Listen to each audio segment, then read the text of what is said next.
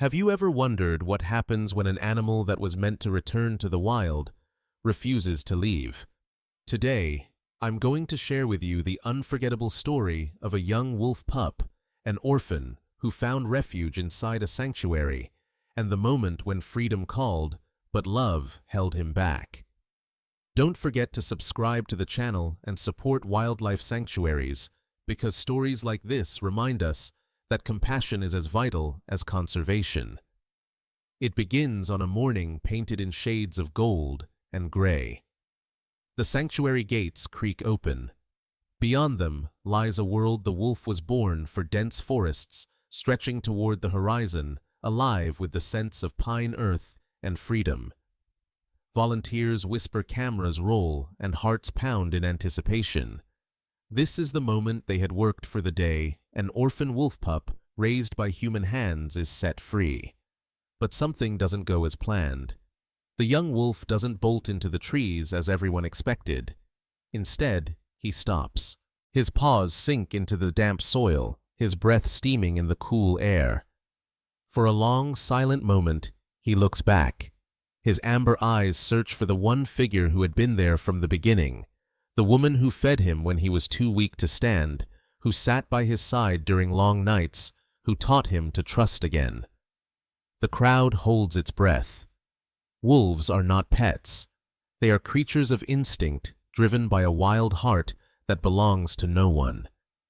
And yet this wolf refuses to leave. He trots back toward the gate, toward the hands that once held a bottle to his muzzle, toward the voice that once soothed his trembling body. He presses his head against her arm, whining softly. A sound no one expected in a moment no one will forget. The woman freezes, torn between joy and heartbreak. She knows the sanctuary's mission to heal, to release, to let go. But in that instant, the bond between human and wolf feels stronger than any law, any mission, any plan. Around them, cameras keep rolling. A hushed silence spreads, broken only by the faint rustle of leaves in the breeze. The wolf pup's refusal has transformed what should have been a triumphant release into a moment of piercing emotional truth. Because love does not always mean holding on. Sometimes it means learning how to let go. And yet here in front of everyone, a wolf is making his own choice. What will happen next? Will he finally walk into the wilderness where he belongs? Or will the sanctuary face an impossible decision between freedom and the bond that changed both lives forever? Her name was Emily Carter. To the outside world, she was just another wildlife volunteer. But inside the sanctuary's fences, among the cries of ravens and the shadows of pine, she was something far more, the human anchor for creatures who had lost everything. Emily wasn't born into this life. She had chosen it one difficult step at a time. She grew up in a small town in Montana where wolves were more often feared than admired. Her father worked construction, her mother as a nurse. Neighbors spoke of wolves as thieves, predators who stole livestock under cover of night. But Emily, even as a child, saw them differently. To her, their howls were not threats, but music, wild notes that carried across valleys and into her bones. At 18, she left for college studying wildlife biology. But textbooks and lectures couldn't satisfy her. She wanted to feel the earth under her boots, to see the animals whose names filled her notebooks. That need carried her back home, not as a student, but as a volunteer at the High Plains Wildlife Sanctuary, a modest facility tucked deep in the pine forests of western Montana. The sanctuary was a patchwork of fenced enclosures, veterinary rooms, and open fields. Its purpose was simple: to rescue, rehabilitate, and release. No animal was ever meant to stay forever. Every creature that passed through its gates, whether a fox tangled in barbed wire, a hawk with a broken wing, or yes, a wolf pup alone in the snow, was there only until it could return to the wild. Emily lived in a small cabin near the sanctuary, her life stripped down to basics: early mornings, late nights, and endless hours of care. It was exhausting, often thankless work, but she believed in it with her whole heart. And then came the wolf pup. One bitter January morning, a rancher had called. He'd found the pup huddled near a frozen creek, too weak to run its mother nowhere in sight. Some said the pack had been hunted. Others guessed the mother had been struck by a car. No one knew for sure. What mattered was that the pup, barely 4 weeks old, ribs showing through thin fur, was alone. When Emily first held him, his body was cold as stone. His eyes were barely open, cloudy blue, unfocused. He made no sound, just shallow, trembling breaths. She didn't expect him to survive the night, but she refused to give up. Hour after hour, she cradled him against her chest, warming him with blankets and her own breath. She fed him formula from a bottle every 3 hours, rubbed his fragile body to stimulate circulation, and whispered to him when the night felt too long. And against the odds, he lived. The pup grew stronger each week. His eyes cleared, turning from cloudy blue to golden amber. His legs wobbled, then steadied. He learned to growl, to nip, to play. By spring, he could chase Emily around the enclosure, his paws beating against the soil with surprising speed. To the sanctuary staff, he was a miracle, a living symbol of resilience. To Emily, he was something more. She never let herself call him by a pet name, never forgot he was destined for freedom. But in the quiet moments when he leaned against her after feeding, or when his small muzzle rested against her sleeve, she felt the weight of connection. The sanctuary's mission reminded her, daily wolves are not pets. The law was clear, no permanent captivity, no emotional attachment that would compromise release. Every time she looked into those amber eyes, Emily repeated it silently. He belongs to the wild. He belongs to the wild. But belonging doesn't erase memory. And in the heart of the pup, the human touch became part of his story. Seasons shifted. Snow-melted rivers, swelled grasslands turned green. By summer, the wolf pup had grown taller, his fur thickening into a soft gray coat with darker markings along his spine. He was strong now, too strong for the nursery enclosure, too wild to stay near human hands much longer.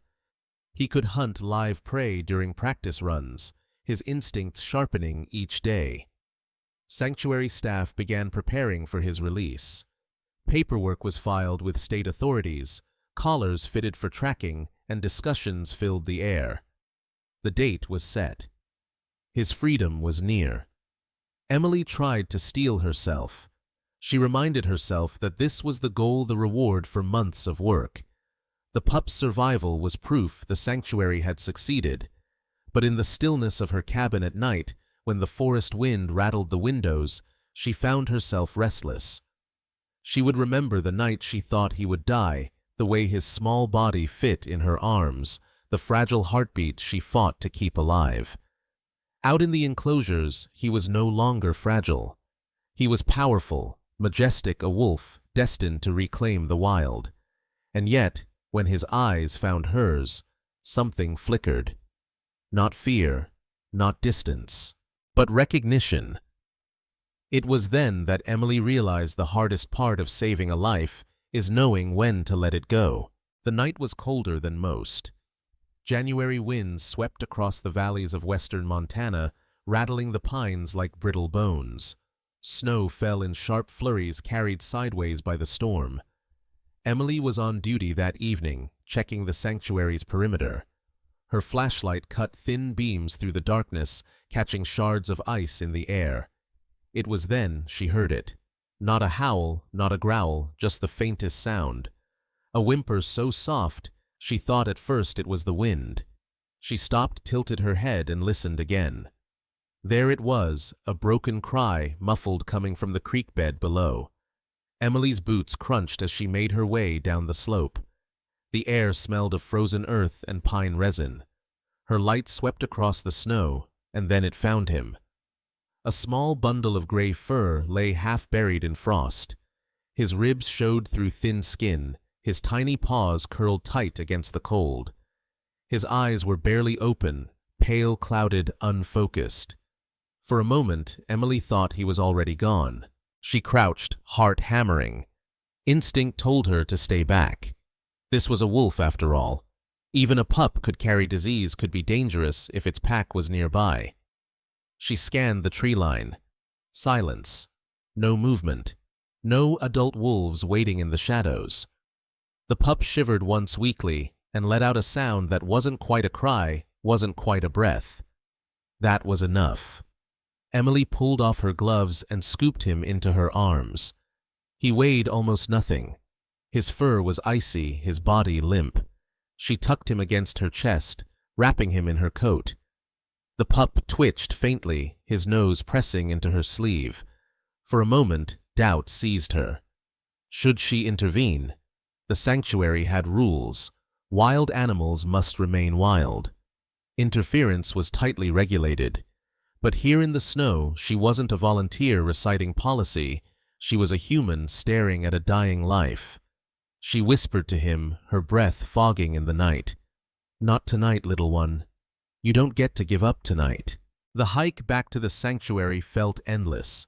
Snow whipped against her face, stinging her eyes. Each step was a battle against the wind. She held the pup closer, feeling for a heartbeat. It was there, fragile, fluttering, but there. By the time she reached the cabin lights, her arms were numb. She pushed through the door, startling the on-duty staff. They crowded around as she laid the pup on a table, pulling off her coat. "He's barely alive," someone said. Emily ignored them. She grabbed blankets, warmed formula, lit the small space heater. The pup's breaths came shallow, uneven. His ears twitched once, then stilled.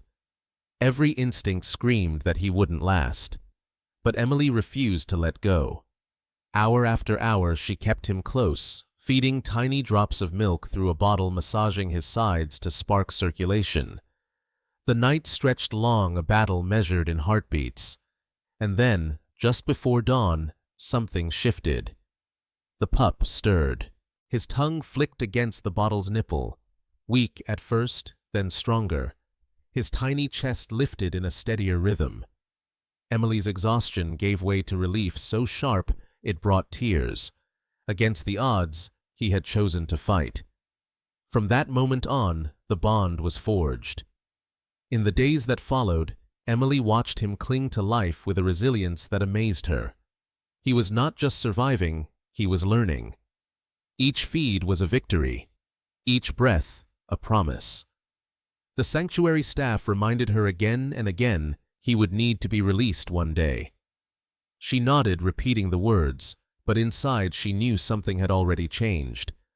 Because when she first saw him in the snow, helpless and abandoned, she had looked into the wild, and the wild had looked back at her. The decision to save him had not been written in policy or law. It had been written in instinct, in compassion, in that fragile heartbeat beneath her hands. And as the pup grew, as his amber eyes cleared and his legs strengthened, Emily realized something she hadn't expected. She wasn't just teaching him how to live. He was teaching her what it meant to care without conditions. Saving a life is rarely a single moment. It's not just one rescue, one choice, one night. It's 1,000 small battles fought in the quiet hours, battles most people never see. For Emily and the wolf pup, survival became a shared journey, one day at a time. At first, the challenges were simple, almost mechanical. Feedings every 3 hours, temperature checks, constant cleaning of the small enclosure that served as his nursery. She woke at midnight, at 3 a.m., at dawn, each time groggy but determined. The pup's life depended on routine, on precision, on her willingness to sacrifice comfort. But as days turned into weeks, new trials surfaced. The pup was weak, and illness came quickly. One morning, Emily found him coughing, his small chest rattling with every breath. Panic flooded her veins.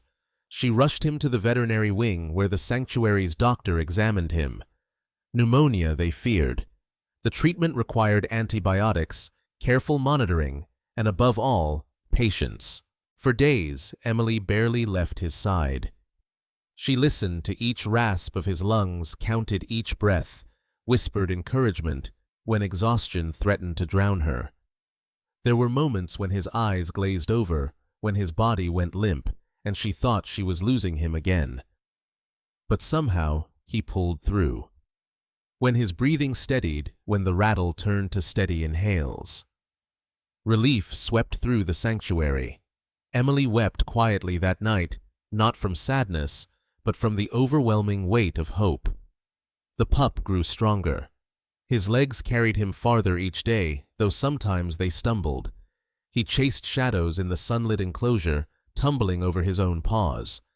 He gnawed on sticks, tested his small teeth, and growled with surprising ferocity at passing ravens. Instinct was awakening inside him, and Emily could see it. Yet instincts brought their own challenges.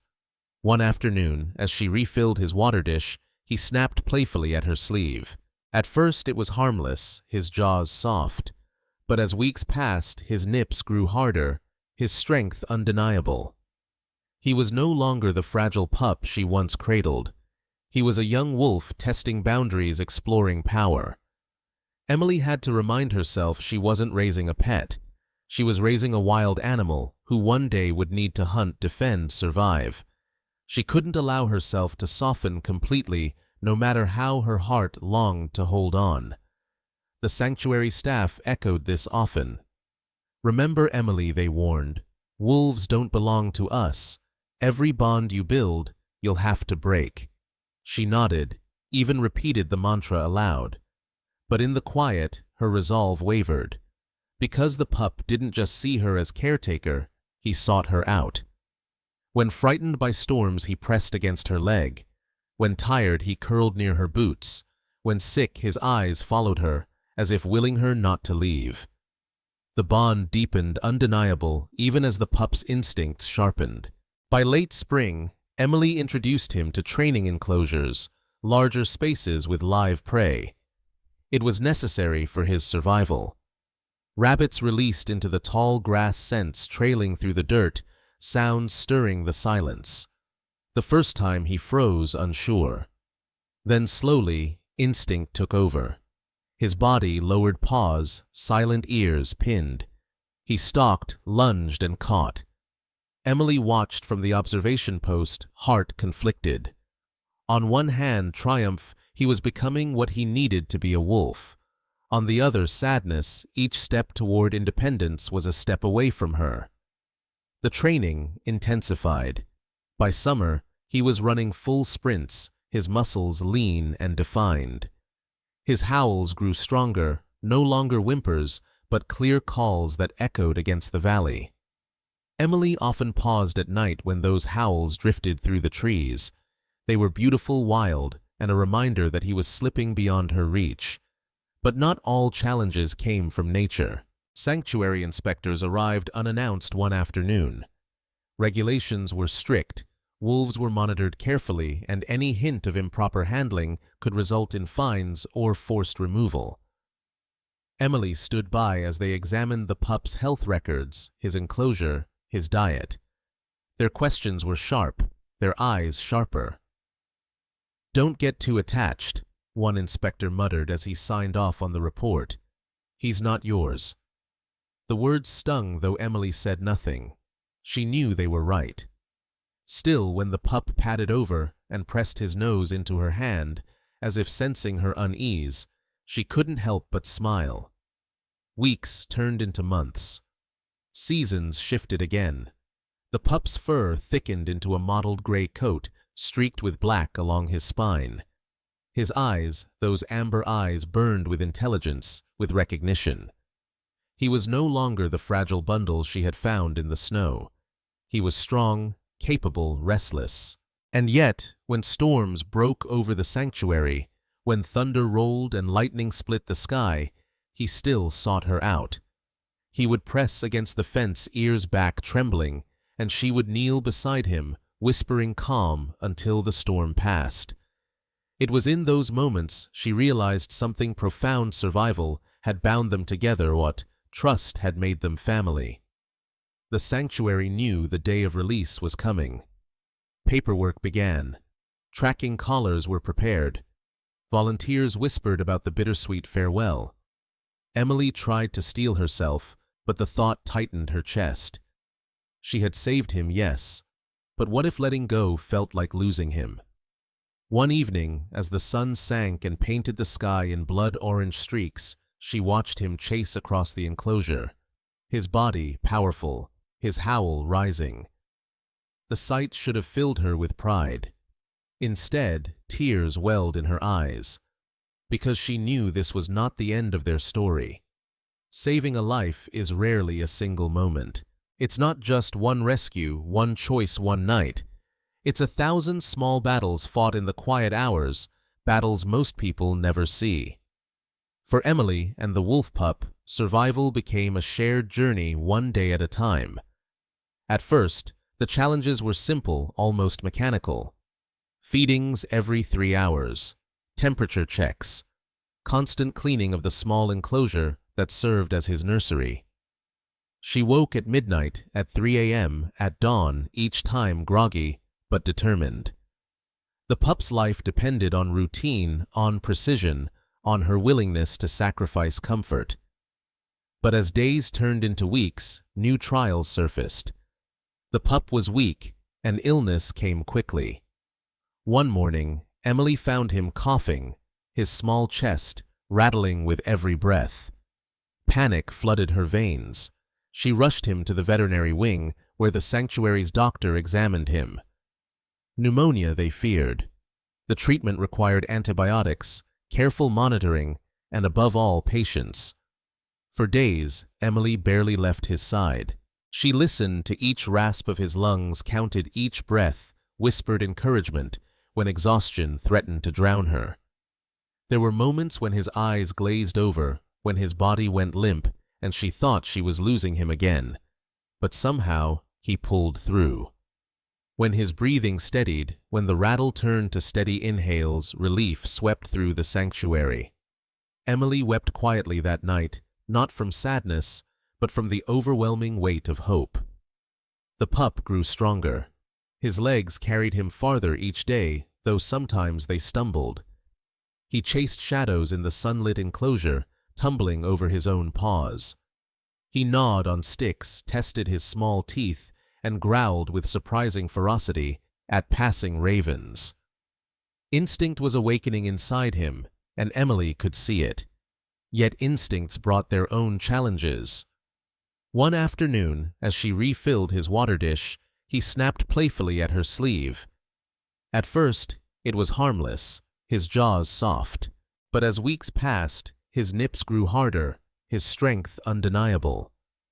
He was no longer the fragile pup she once cradled. He was a young wolf, testing boundaries, exploring power. Emily had to remind herself she wasn't raising a pet. She was raising a wild animal who one day would need to hunt, defend, survive. She couldn't allow herself to soften completely, no matter how her heart longed to hold on. The sanctuary staff echoed this often. "Remember, Emily," they warned, "wolves don't belong to us. Every bond you build, you'll have to break." She nodded, even repeated the mantra aloud. But in the quiet, her resolve wavered. Because the pup didn't just see her as caretaker, he sought her out. When frightened by storms, he pressed against her leg. When tired, he curled near her boots. When sick, his eyes followed her as if willing her not to leave. The bond deepened undeniable, even as the pup's instincts sharpened. By late spring, Emily introduced him to training enclosures, larger spaces with live prey. It was necessary for his survival. Rabbits released into the tall grass scents, trailing through the dirt sounds, stirring the silence. The first time he froze, unsure. Then slowly, instinct took over. His body lowered paws, silent ears pinned. He stalked, lunged, and caught.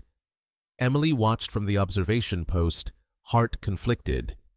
On one hand, triumph, he was becoming what he needed to be, a wolf.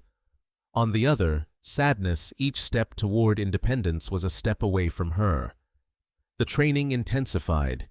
By summer, he was running full sprints, his muscles lean and defined. His howls grew stronger, no longer whimpers, but clear calls that echoed against the valley. Emily often paused at night when those howls drifted through the trees. They were beautiful wild, and a reminder that he was slipping beyond her reach. But not all challenges came from nature. Sanctuary inspectors arrived unannounced one afternoon. Regulations were strict. Wolves were monitored carefully, and any hint of improper handling could result in fines or forced removal. Emily stood by as they examined the pup's health records, his enclosure, his diet.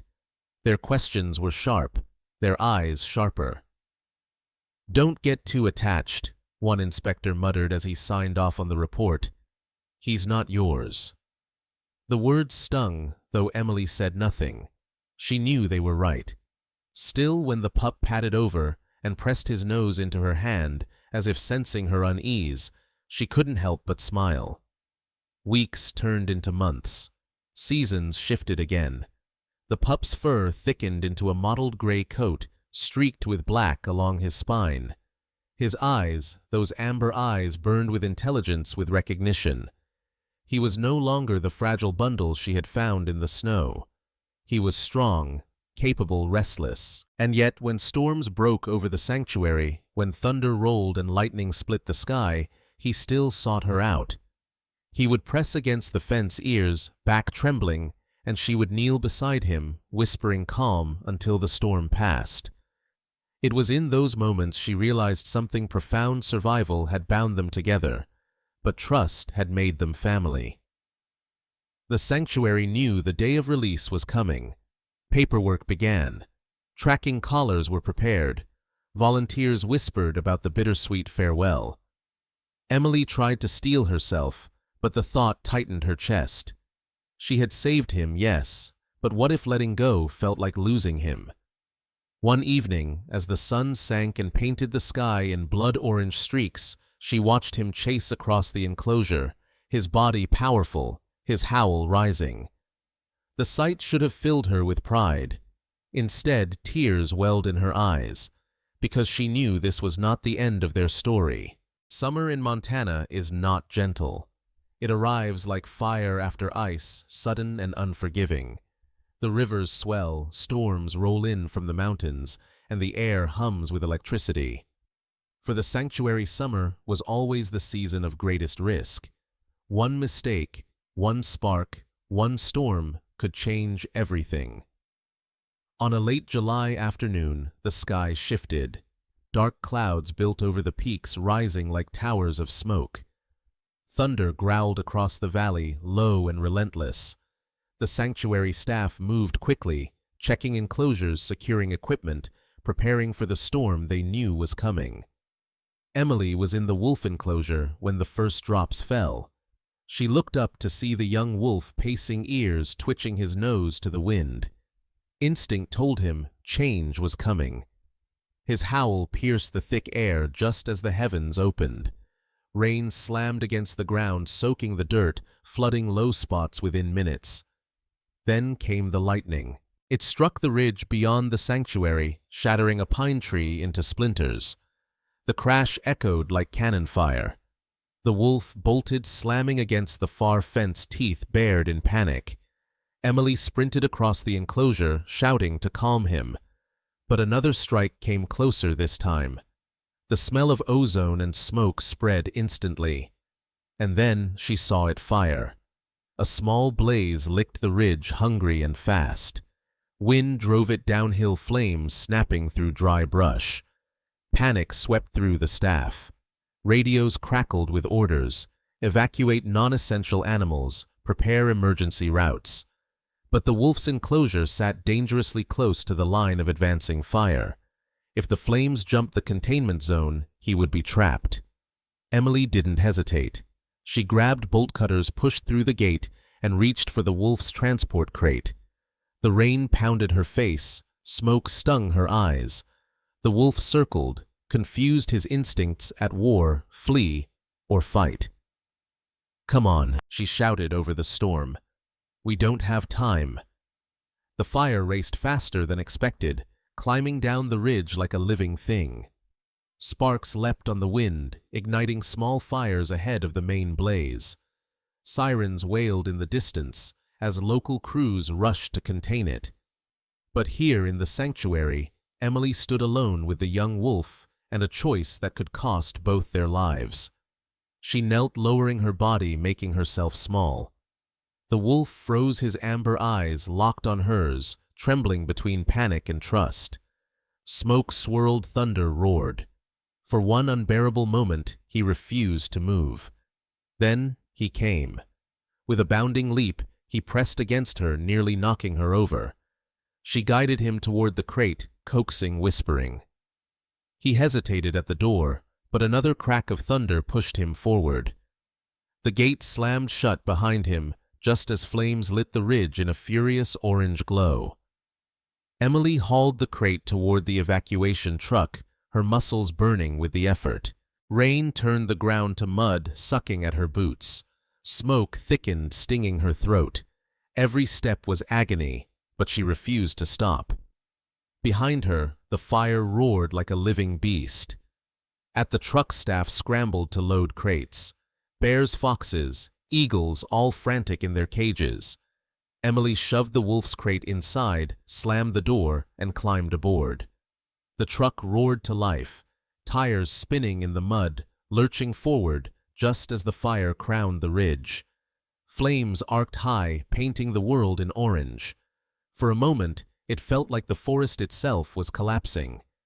But the truck sped through the sanctuary gates, down the valley road, rain pouring, sirens screaming. Hours later, the blaze was contained.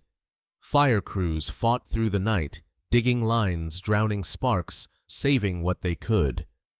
The sanctuary survived, scarred, blackened in places, but standing. And in the quiet, after Emily opened the crate, the wolf stepped out cautiously, nose to the air, fur damp and matted. He circled once, then approached her. Slowly, deliberately, he pressed his head against her arm. Not out of fear this time, out of recognition, out of trust forged in fire and storm. That night, as the valley lay in smoky silence, Emily sat beside him, her hand resting gently on his back. She knew the day of release was coming, but after what they had endured, after fire had tested them both, she realized something profound. Their bond was no longer fragile. It was forged in survival. The wolf was ready for the wild, but part of him would always remember the night the storm came and the woman who refused to leave his side. The wildfire had scarred more than the land. It left questions smoldering in the sanctuary, questions that burned just as fiercely as the flames had. News spread quickly. Local reporters arrived with cameras, eager to capture the story of the sanctuary's survival. The wolf pup, now nearly grown, became a symbol of resilience. Headlines spoke of the miracle wolf of Montana, the orphan who had cheated death twice. But attention brought scrutiny. With every article, every broadcast, more eyes turned to the sanctuary. Some celebrated Emily's devotion. Others whispered doubt. Wolves, after all, were not without controversy in Montana. Ranchers feared for their livestock. Hunters saw them as competition. Conservationists demanded strict adherence to the law.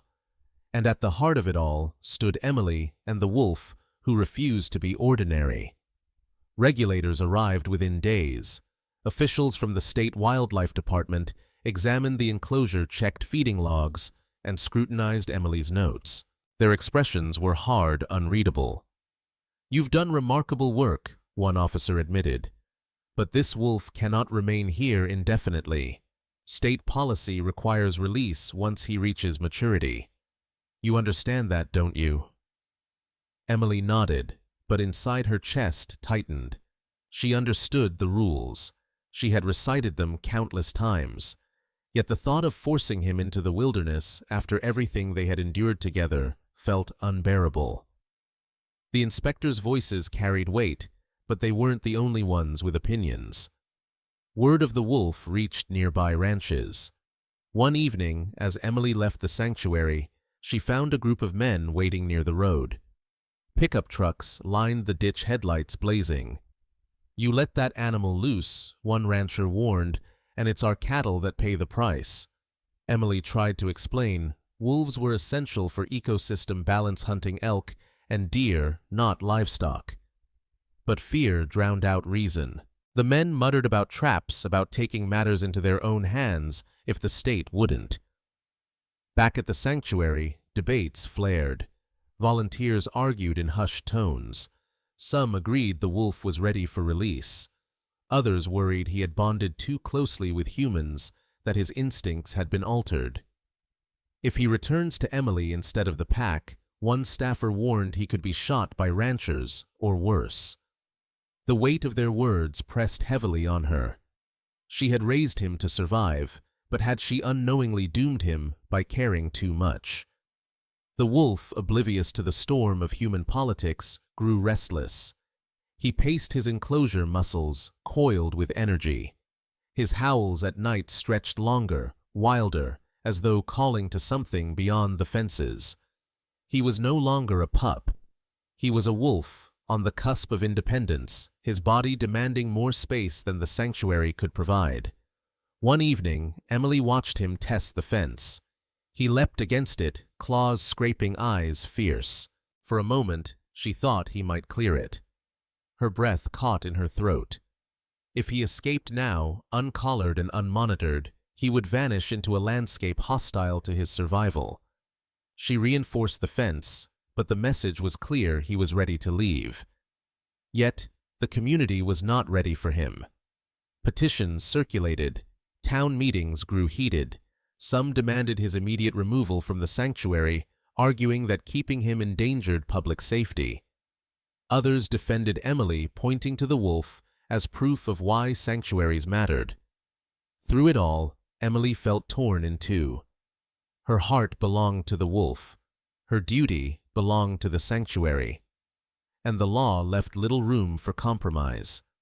One night, unable to sleep, she walked to his enclosure. The air was cool, the moon high. The wolf approached the fence, amber eyes glowing in the pale light. He pressed his nose through the wire, and Emily knelt, resting her forehead against the metal. "You're ready," she whispered, voice trembling. "But I'm not." He whined softly, the same sound he had made as a pup when he first leaned against her arm. The sound pierced her resolve. The decision was no longer hers alone. The sanctuary board would vote. The state would oversee the release. The community would watch, some with hope, others with suspicion. And Emily knew that whatever choice was made, it would break something inside her. Because letting go of him meant risking the world's cruelty. But keeping him meant betraying everything the sanctuary stood for. And so the countdown began. Paperwork filed, dates discussed, collars prepared. The wolf's freedom drew closer with each passing day, a freedom shadowed by danger.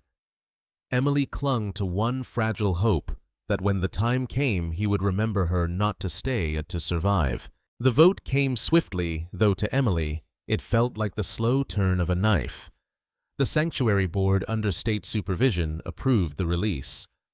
After months of survival, healing, and growth, the wolf's time had come. Papers were signed, dates set, and trackers fitted. For everyone else, it was a success story. For Emily, it felt like a sentence. She spent the last night by his enclosure. The moon hung low, veiled by clouds. The wolf paced restless, his body tense with energy he could barely contain. When he paused and pressed his nose against the fence, Emily knelt and whispered, "Tomorrow, you'll be free." The words tasted like ash in her mouth. Dawn broke in pale gold. Staff gathered cameras ready to document the release. The air carried a mix of excitement and solemnity. The sanctuary gates creaked open to the forest beyond, a world of endless scents, shadows, and songs waiting for him. Emily led him in his transport crate, her hands steady, though her heart shook. When the gate swung wide, she unlatched the crate door. The wolf hesitated for only a second before stepping out, paws sinking into soft soil. He stopped. Everyone held their breath. This was the moment they had worked toward the triumph of months of care. He should have run, should have bolted into the trees, disappearing into the life that was always meant to be his. But he didn't. Instead, he turned. His amber eyes locked onto Emily. Slowly, deliberately, he trotted back. His body brushed against her leg, his head pressing firmly into her arm. A soft whine broke the silence. A sound filled with memory, with trust, with something no one could mistake for accident. Gasps rippled through the crowd. Emily froze. The weight of his body against hers, the warmth of his fur, it was everything she wanted and everything she feared. Around her, the staff exchanged uneasy glances. The cameras captured every second, documenting a moment both miraculous and troubling. If the wolf refused to leave, authorities might question his readiness, his instincts. They might even revoke the release, condemning him to a life in captivity. Her chest tightened. She wanted nothing more than to drop to her knees and wrap her arms around him. But she knew she couldn't. Love in this moment meant breaking her own heart. She placed her hand gently against his head. Her voice cracked as she whispered, "You have to go. The forest is yours, not me. Please, go." The wolf lingered, pressing harder, unwilling to move. Emily felt her vision blur with tears. She turned her face away, forcing herself not to cling. And then, as if understanding, he stepped back. His eyes lingered on hers, glowing like embers in the morning light. He let out a long, mournful howl, one that echoed through the valley, raising goosebumps on every arm. Then he turned. With a bound, he sprinted toward the trees. His body blurred into the undergrowth tail, vanishing last among the shadows. The forest swallowed him whole. Silence followed, heavy and sacred. Emily wiped her cheeks, a tremor in her chest. She smiled through the tears, whispering to herself, "Be free." The cameras captured her standing alone at the gate, the forest stretching endlessly beyond. The story they knew would move the world. But for Emily, it was not a story. It was loss. It was love. It was the raw truth of letting go. The forest swallowed him, but the story didn't end there. Days turned into weeks, and the sanctuary monitored his progress through the GPS collar fitted before release. Each signal painted a picture of his journey, first cautious steps at the edge of the valley, then bold strides deeper into the wilderness. He followed deer trails, crossed rivers, and climbed ridges that stretched toward the horizon. Emily studied the maps each evening, her finger tracing the small blinking dot that represented his freedom. She smiled when the collars showed him moving swiftly, hunting grounds expanding. It meant he was adapting, surviving. It meant her work, her sleepless nights, her tears, her sacrifices had not been in vain. But there were moments that tested her resolve. The first week after release, she found herself walking to the enclosure out of habit. The space was empty, silent, except for the wind in the pines. No amber eyes greeted her. No soft whine rose to meet her. It struck her harder than she expected. She leaned against the fence, closed her eyes, and whispered into the silence, "Run far. Stay safe." News reports swirled again. Ranchers remained wary, some posting warnings on community boards. Conservation groups praised the sanctuary's efforts, citing the wolf as proof that coexistence was possible. Debates flared, but Emily tuned most of them out. Her world had narrowed to the rhythm of the tracking collar's signal. Then, one evening, the collar went still. For hours, panic gripped her. Had he fallen? Had hunters found him? She barely slept, waiting for the next transmission. At dawn, relief flooded her. He had moved again farther north beyond the valley, into terrain too wild for cattle or humans. He was learning. He was surviving. Yet Emily couldn't help but wonder, did he remember? The answer came one autumn night, months after his release. She stood on the cabin porch, the air sharp with frost. Stars glittered above, and the forest lay silent. Then, from somewhere beyond the ridge, a howl rose. It was not the howl of a stranger. It was his low, mournful familiar. It carried across the valley, threading through the trees, reaching straight into her chest. Tears stung her eyes. She whispered back, though her voice could never travel so far. "I hear you." The sound faded into the night, leaving her trembling but smiling. It wasn't a visit, wasn't a return, but it was a reminder. He was alive. He was free. And somewhere, somehow, he still carried a piece of their bond. The sanctuary moved on with new rescues. Injured hawks, orphaned fox kits, even another wolf pup found its way to their care. Emily gave each the same dedication she had given him, but none pierced her heart in quite the same way. His absence remained like a scar, painful at first, then a reminder of strength. The board praised the success. Donors increased, inspired by the story. For Emily, the triumph was quieter, more personal. It wasn't about publicity or policy. It was about the night in the storm when she refused to leave him, and the morning at the gate when she found the strength to let him go. One evening in late winter, she returned to the release site. Snow blanketed the ground, muffling her steps. She stood at the edge of the forest where the gate had opened months before. The trees stood tall, silent, indifferent, but to Emily, the place hummed with memory. She closed her eyes and saw him again, hesitating, turning, pressing his head into her arm before finally running free. She smiled through the ache in her chest. "Be wild," she whispered into the snow. "That's all I ever wanted for you." The story of the wolf who refused to leave is more than a tale of survival. It is a reminder that love and freedom are not opposites. They are bound together. To love a wild creature is to honor its nature, even when that means letting go. Emily's journey showed us that compassion is powerful, but compassion without respect is dangerous. She could have clung to him, tried to keep him close, but doing so would have betrayed the very essence of what makes a wolf a wolf. Instead, she chose the harder path to release him into uncertainty, into risk, into the wild that was always his birthright. And what did we learn from the wolf himself? That even when instinct calls, memory lingers. That the bond between species forged in trust and struggle does not vanish at the forest's edge. His howl in the night was proof not of dependence, but of connection.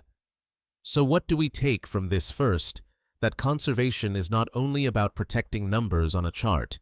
It is about stories, stories of individuals, each life a thread in the larger tapestry of nature. When we save one wolf, we safeguard a piece of the wilderness itself. Second, that coexistence requires responsibility. Wolves are not pets. They are apex predators vital to ecosystems, but vulnerable to human fear and misunderstanding. Sanctuaries like high plains exist not to tame them, but to give them a second chance at what they deserve: freedom. And finally, that love sometimes demands courage, not in holding on, but in letting go. The wolf who refused to leave gave Emily a choice, and through her gave us a lesson to value the wild, not for what it gives us, but for what it is. Now, I want to turn that lesson toward you. What do you think you would have done standing at that gate? Would you have been able to whisper goodbye, knowing the risks ahead? Or would you have tried to hold on even when freedom was the truest form of love? If this story moved you, I ask you to do two things. First, share it, because the more people who hear it, the more hearts we can open to the reality of wolf conservation. And second, support your local sanctuaries. They survive on donations, on volunteers, on the belief that every life is worth saving. Because somewhere tonight, in a forest under the stars, a wolf is running free, alive, because people like Emily chose to fight for him. and his howl carried on the wind reminds us all the wild is not something to fear, it is something to protect.